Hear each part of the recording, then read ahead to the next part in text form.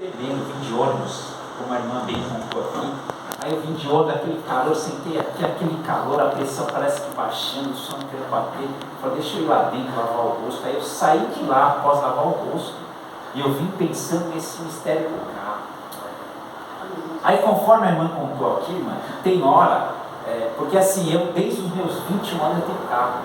Só que meu carro, devido às circunstâncias de processos, eu estava com o carro já há mais de 18 anos com o carro, então a gente começa a dar atenção para outras coisas, e o carro que eu tinha foi sim, ele vai perdendo valor, e assim, quando deu um problema grave, que eu falei, melhor eu vendi por um preço tão baixo, com medo do cara vir pedir para mim pagar de novo, porque o carro foi cheio de problema. E aí, enquanto a irmã falava aqui, me vinha ao coração que eu estou num momento pela qual eu estou procurando me escorar a minha fé no sacrifício feito na cruz, a salvação da minha alma. Se tiver que vir, virá, amém, mas se não vir, meu propósito é a minha alma. Aí Deus tocou no coração da irmã aqui, como quem está dizendo, olha, não perde a esperança não, eu vou colocar na tua mão o tempo certo. Porque eu estava aqui meditando acerca dos louvores que os meninos cantaram aqui, e foi um louvor lindo, que é cantado, que traz uma empolgação, traz até uma euforia, e é glória, lindo. Só que se nós nos atermos no lado espiritual, a tendência não é as coisas serem facilitadas, a tendência é como é cantado no hino, a perseguição. A coisa é começar a apertar para se ver claramente quem quer e quem não quer alcançar o céu. Porque a coisa vai apertar de tal maneira que quem não tiver firme vai falar, para mim deu, estou fora, não quero isso. Para mim alcançar o céu debaixo de sofrimento, deu. Eu vou fazer a vontade do mundo, vou cair para o mundo porque lá a coisa é mais fácil. Só que tem um jargão que a irmã já deve ter ouvido falar desse jargão, os mais antigos, que quem quer subir aos céus tem que ficar quadrado, porque o mundo está redondo vai rolando até chegar o quadrado, ou seja, é melhor subir para o céu quadrado do que descer para o inferno redondo. Ou seja, a tendência são as coisas se dificultarem a cada dia, de modo que a gente possa não ter outra coisa a querer a não ser o céu. É o crente começar a dizer, o meu lugar não é aqui nessa terra, o céu está próximo. Quando a gente olha as coisas, a economia do país da maneira como está, a gente começa a apontar o dedo para o governo, só que na verdade o governo que aí está, ele está trabalhando conforme o próprio anticristo já vem ditando as regras. Ou seja, o governo que aí está, ele já tem falado abertamente acerca de um governo global, e não precisa ser muito inteligente ou ter noção teológica para entender que esse governo global é o próprio anticristo que já está aí. Porque esse governo, ele já disse que as nações se reúnem para decidir a maneira como vai ser tocado aqui o país. E ele disse abertamente, a gente vai falar com o Congresso não quer fazer o que foi delegado, os empresários não querem, a coisa tem que acontecer, tem que ser do jeito que tem que ser. Ou seja, o anticristo já está em vida aí, ele já está nos bastidores governando. Só que a Bíblia diz que ele só vai ser apresentado após a igreja ser arrebatada. Quando eu olho para o livro de Salmo 91, versículo 14, o salmista vai dizer, tão encarecidamente me amou, eu o livrarei, colocarei no lugar mais alto no dia da angústia. E qual é esse lugar mais alto? É o céu, é o arrebatamento. Enquanto o mundo passa aqui na terra pela grande tribulação, nós estaremos lá no alto. Primeiro passaremos pelo tribunal de Cristo, onde lá nós prestaremos contas do que fizemos na igreja, do que fizemos como crente para a glória do nome dele. Enquanto isso, o mundo passa pela grande tribulação, que será duas fases. A primeira fase vai ser aquilo que eles vão dizer, a própria paz que tanto esperamos. Só que a Bíblia vai dizer que é uma falsa paz. Vencendo os 3 anos e meio de tribulação, a primeira parte, aí eles vão cair na real, que essa paz era falsa. Aí o anticristo vai mostrar quem é ele, e aí quem aqui ficar não estará mais debaixo do tempo da graça, não estará mais debaixo do evangelho da graça, que é o evangelho que nós pregamos hoje.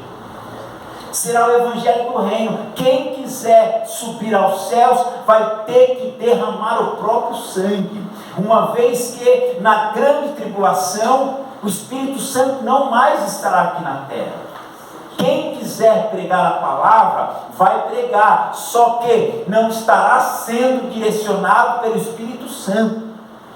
Vamos procurar alguém como uma pastora, mulher de oração, mulher que tem compromisso com Deus para orar, só que não mais encontrarão. A Bíblia diz de um tempo onde procurarão, onde terão sede da água, que é a palavra, terão sede do pão, que também é a palavra, e não acharão. Por quê? Porque subiu.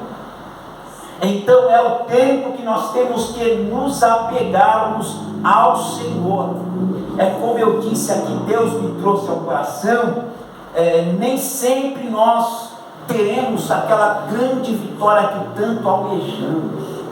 Eu não estou querendo aqui refutar ou trazer um descrédito que a irmã me disse, que é uma profecia eu recebi, eu já tenho ouvido. A irmã falou aqui de justiça, faz mais ou menos um mês que Deus usou alguém para falar, é tempo de justiça de Deus na tua vida. A irmã aqui só confirmou, e a gente vem esperando. Todavia, se não acontecer no tempo de Deus, a justiça tão dita por Deus será na glória, lá no céu, lá no alto, porque nós muito esperamos em Deus aqui na terra. Quando lá em 1 Coríntios capítulo 15, versículo 19, vai dizer que se nós esperarmos em Deus somente nessa terra, seremos os mais miseráveis seres humanos. Lá na palavra ele fala, seremos os mais miseráveis homens, quando não, a grande verdade é esperarmos nele, porque somente ele pode fazer. Então, quando eu começo a meditar acerca do hino que foi aqui cantado, como a irmã aqui cantou, o cansaço da humilhação, porque a humilhação cansa, a humilhação que muitas vezes Deus permite, conforme a sua palavra, que vai dizer, humilhai-vos, pois, debaixo da potente mão de Deus, para que ao seu tempo Ele vos exalte. É no tempo dele. Enquanto o tempo dele não chega, é como está escrito lá em Salmo 13. Atenta comigo, Salmo 13 vai dizer: até quando te esquecerás de mim, Senhor? Para sempre? Até quando esconderás de mim o teu rosto? Até quando consultarei com a minha alma, tendo tristeza no meu coração cada dia? Até quando se exaltará sobre mim o meu inimigo? Atenta em mim, ouve-me, ó Senhor meu Deus. Alumia os meus olhos, para que eu não adormeça na morte, para que o meu inimigo não diga: prevaleci contra ele, e os meus adversários não se alegrem, vindo eu a vacilar. Aí entra aqui a adoração, apesar de 4 vezes ele dizer ao Senhor: Senhor, até quando? Ou seja, um cansaço na alma do salmista, devido às humilhações, devido à espera essa pela qual o tempo vai se esvaindo, e só resta entender, é só humilhação, mas como a irmã aqui cantou, o cansaço da humilhação, o cansaço da alma, porque lá em Salmo 12, ou melhor, Provérbios 12, 13, se não me falo, 13, 12, vai dizer que a esperança demorada, eu vou abrir aqui, Provérbios 12, 13, se alguém abrir primeiro, pode até ler, Provérbios 12, 13, vai dizer que a esperança demorada desfalece o coração, mas a bênção quando chegada, essa alegra, essa anima. Então quando eu olho para o salmista aqui perguntando ao Senhor até quando. E é interessante que é um salmo que a semana inteira Deus me deu ao coração, e eu fui procurando estudar, e nada me descer algo assim para pregar. Mas quando a irmã cantou aqui, citou o cansaço já na alma, é aquilo, é nós nos apegarmos a Deus em meio ao cansaço, como está escrito lá em 1 Pedro capítulo 5, humilhai-vos, pois, debaixo da potente mão, porque nos apegamos muito a quê? Ao tempo da exaltação. É sempre na exaltação que nos apegamos. Só que quando nós estamos no vale da humilhação, nós entendemos que o tempo da exaltação vai chegar. Quando eu olho para Davi, sabendo dentro da sua casa que a maior autoridade de Israel estaria lá na sua casa para prestar um sacrifício, Davi disse: olha, tu porém vai lá para o pasto, aquelas poucas ovelhas estão na tua responsabilidade, vai lá é o teu lugar. Só que mal sabia Davi que o profeta estava atrás dele. Mal sabia os irmãos de Davi que nenhum deles que ali estavam, quem sabe os seus irmãos se aprontaram com a melhor roupa, o melhor perfume, o melhor sapato, mas Deus disse ao coração de Samuel, quando ele bateu o olho em um e disse: esse certamente é o próximo rei de Israel. Deus bradou no seu coração para dizer: olha, nenhum desses aí eu escolhi, eu os rejeitei a todos. E aí entra Samuel a perguntar a Jessé: acabou-se os mancebos? São só esses jovens que estão aí? E ele vai dizer: não, tem mais um que está lá, o caçula, o rejeitado, o inesperado, esse está lá no pasto. Ele: pois bem, ninguém senta na mesa até que esse chegue. Ou seja, só Deus e Davi sabia o quanto ele necessitava dessa exaltação. Essa chega, irmão, é você crer, ficar firmado, você passar a tua aprovação, a tua luta, a tua adversidade, mas naquela esperança que essa exaltação vai chegar, porque o nome dele vai ser glorificado. Quantos acreditam nisso? Levanta a sua mão para adorar. Eu peço a todos, abra comigo o livro de 1º, 2º Reis, capítulo 4.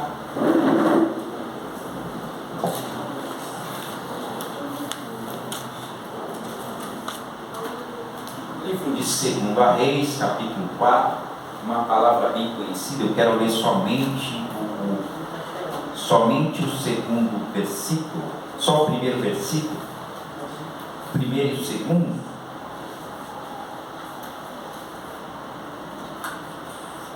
para poder confirmar o que Deus assim confirmou através dos louvores das crianças, o louvor que a irmã aqui contou, o irmão, que vai dizer assim: Eliseu aumenta o azeite da viúva. Mas eu vou ler só o 1º versículo, que vai dizer: e uma mulher das mulheres dos filhos dos profetas clamou a Eliseu dizendo: meu marido, teu servo, morreu, e tu sabes que o teu servo temia ao Senhor, e veio o credor a levar-me os meus 2 filhos para serem escravos. Em algumas traduções, para ser servo. Quando eu olho para esse texto, historiadores como o mais conhecido, Flávio José, que é um historiador judeu do tempo de Jesus, ele vai dizer que este homem, este filho dos profetas, ou melhor, esse homem a qual a sua esposa, agora viúva, vai se referir ao profeta como seu servo, até mesmo frisando que ele temia ao Senhor, já dizendo na face do profeta: e tu sabes que ele temia o Senhor. Porque essa palavra tu sabes é como quem diz: esse homem era assim, esse homem servia a Deus com integridade, e tu bem sabes disso. ela está aqui compartilhando com ele uma dor, uma inconformidade, porque quando nós lemos lá no primeiro livro de Reis, lá no capítulo 18, a Bíblia diz que após Elias ter profetizado, que segundo a palavra dele, que estava baseada na palavra do Senhor, nenhuma gota, nem de orvalho sequer cairia do céu, até a segunda palavra do céu. Quando o profeta profetizou, Deus fez a profecia acontecer, Israel entrou num processo de crise profunda, de modo que se não chove, não tem o que comer, não tem verdura, não tem legumes, não tem fruta, e se não tem nada disso, como é que os animais vão comer para poder ser mortos para poder comer carne? Então era crise, irmão, porque Deus, ele ainda até hoje, ele trabalha dessa maneira, quando ele quer tratar com o seu povo. Então nós vamos notar que 3 anos se passaram, Deus deu a ordem ao profeta, volta lá, e você vai ter com Acabe, porque agora eu vou fazer cair chuva. E a Bíblia diz que ele voltou para Samaria, e quem que ele se encontra? Ele vai se encontrar com Obadias. E quando ele se encontra com Obadias, ele vai dizer a Obadias, vai lá e diz ao teu senhor Acabe, que eu estou aqui, e eu preciso ter com ele, porque Deus vai fazer cair chuva do céu. Obadias vai dizer para o profeta, mas rapaz, tu já está há mais de 3 anos sumido. O rei já deu ordem em outras cidades adjacentes, que se porventura eles te encontrassem, que era para te segurar, porque ele queria ter contigo. Você sabe que a tua cabeça estava prêmio aqui, porque tu profetizou e não choveu mais, e a terra está passando crise. Se o rei te pegar, e aí você sabe que o rei está atrás da tua cabeça, eu vou lá, aviso ele que tu está aqui, quando eu volto, o Espírito de Deus vai te levar para outro lado. Como é que vou ficar eu? Aí será minha cabeça na guilhotina, então não tem como. E ele disse, não, a minha palavra, pode escrever aí, tu vai lá chamar o rei, eu ainda estarei aqui. E aí Obadias vai dizer para o profeta, tu não sabes que enquanto Jezebel matava os profetas e matou muitos, eu escondi 100, de 50 em 50 numa cova, e alimentei a todos eles, os sustentei com pão e água durante esses 3 anos.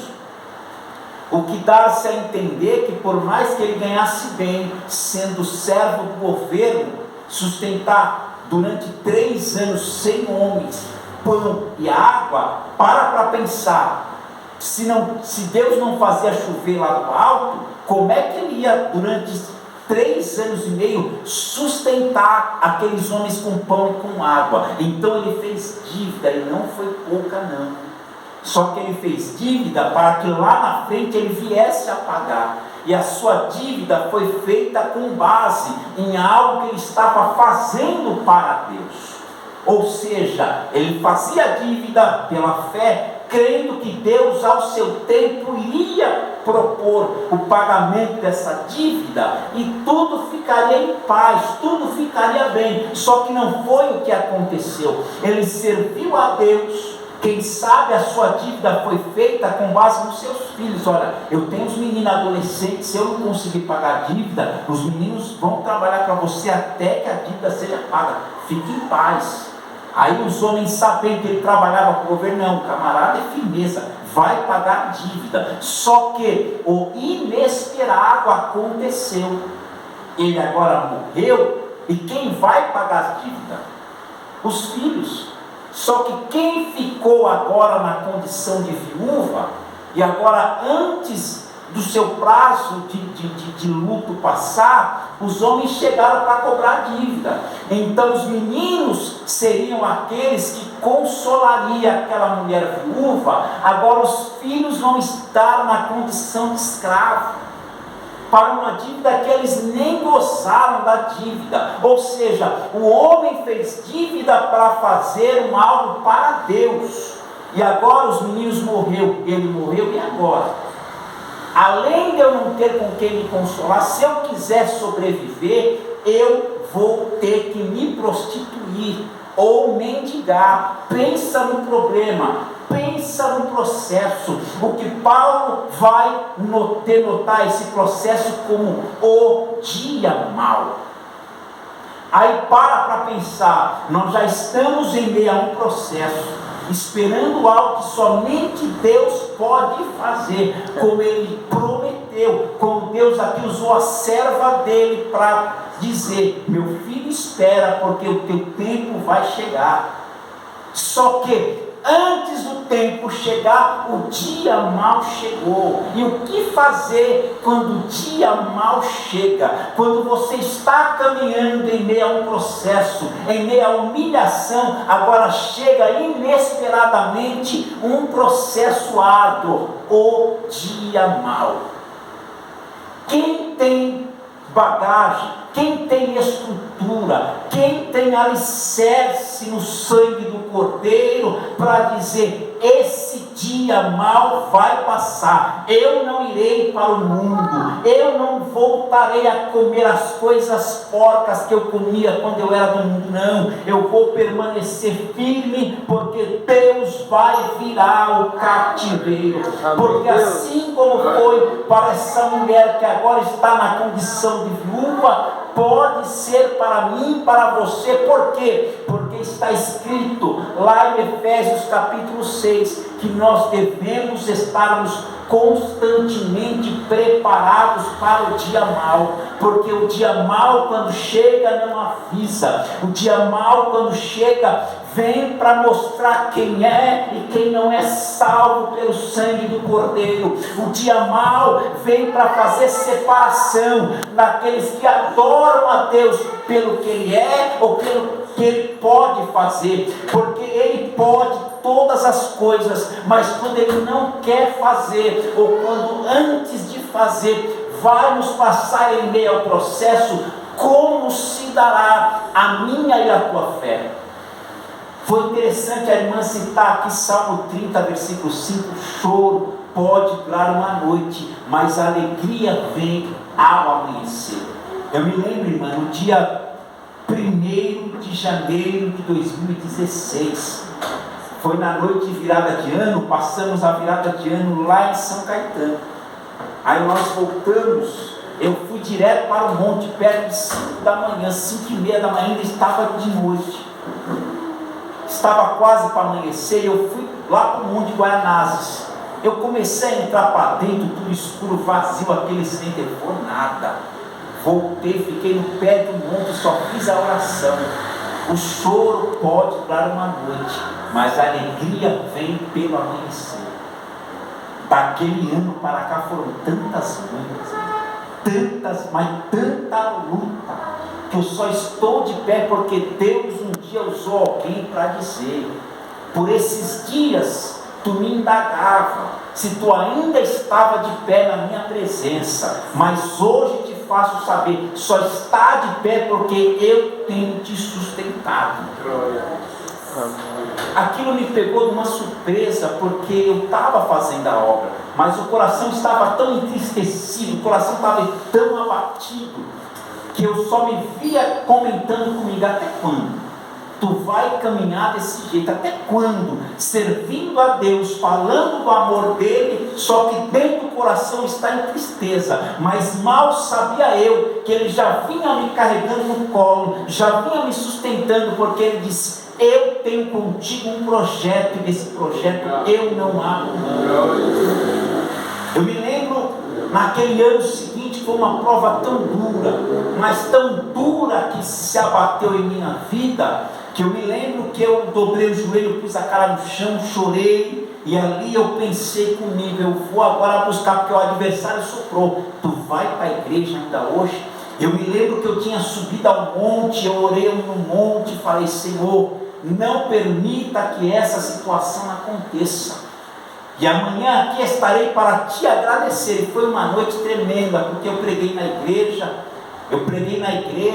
almas se renderam a Jesus, foi uma palavra tremenda que Deus me deu. Só que naquela madrugada o telefone tocou, eu recebi uma notícia uma das mais difíceis na minha vida. Eu pus na hora o rosto no chão, chorei, e o adversário disse: tu ainda vai para a igreja? Eu disse: eu vou, e agora que eu vou com mais força. Então eu comecei a subir monte de manhã, comecei a ir para os cultos à tarde na semana, ia para os cultos à noite, desci a madrugada para orar, busquei com aquela ânsia: essa prova vai passar logo.